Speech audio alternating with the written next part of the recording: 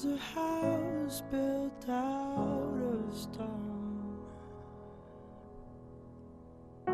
Wooden floors, walls, and window sills. Tables and chairs warmed by all of the dust. I always knew that I was different. Ever since I was a little kid, and then when I started, everyone started dating, it was like, I guess, middle school. And so I had two boyfriends, like two actual boyfriends, like they both lasted like, I don't know, almost a year probably each. And yeah, it was just really, like, I don't know, I liked the guys, like one of them was a nice guy, and we're still friends, but like kissing them and stuff was super uncomfortable and like gross, and like really kind of gross. And my friends were like, they'd be like, oh my god, this guy's so hot, or like, all this stuff. And I'm like, I don't see that. I don't get it. So that's when I was kind of like, oh crap. And then when I was like 14, I guess, me and my best friend started dating, girl, best friend, and we dated until I was 17. She was a year older than me, and we kept it a secret the entire time. So it was like 3.5-ish, almost 4 years that we like only told a couple people, like really close friends.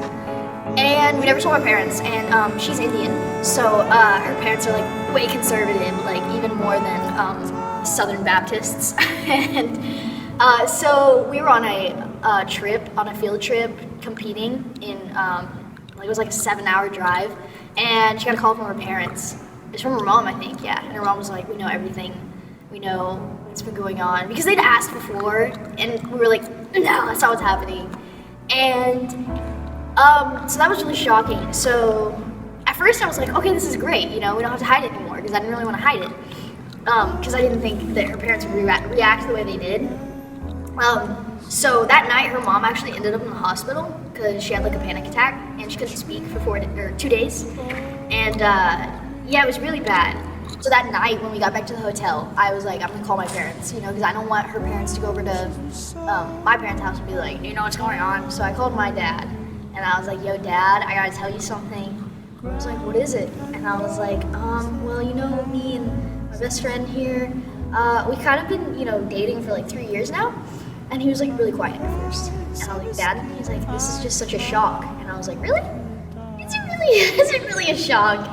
And then I was like, can you tell mom? Because I couldn't tell her mom. She's like super Jewish. So he told my mom.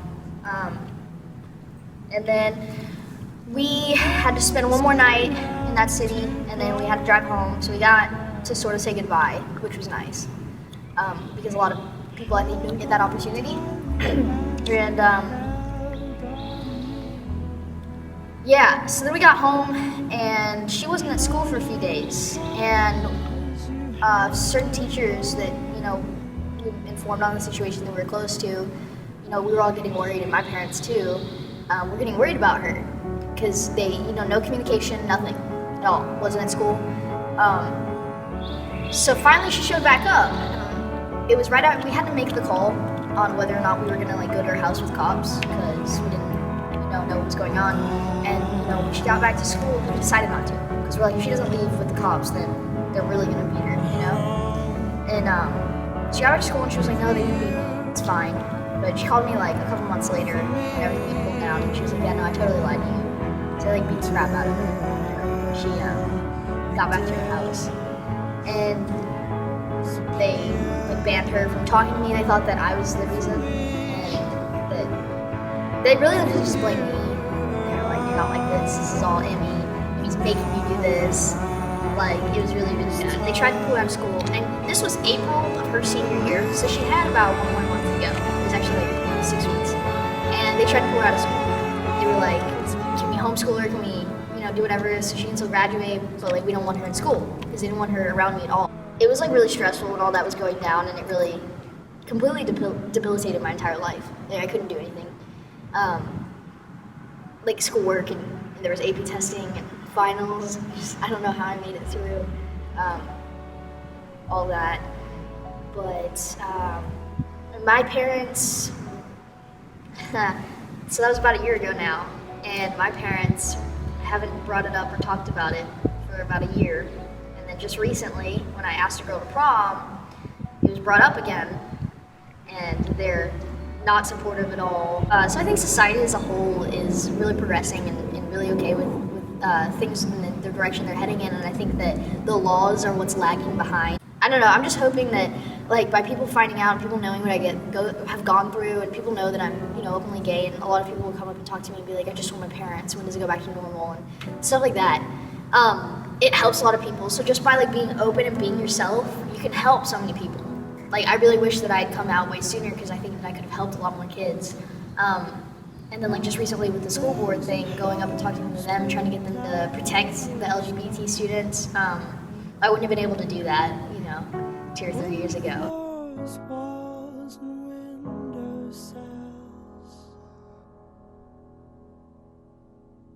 tables and chairs warmed by all of the dust. This is a place where I don't feel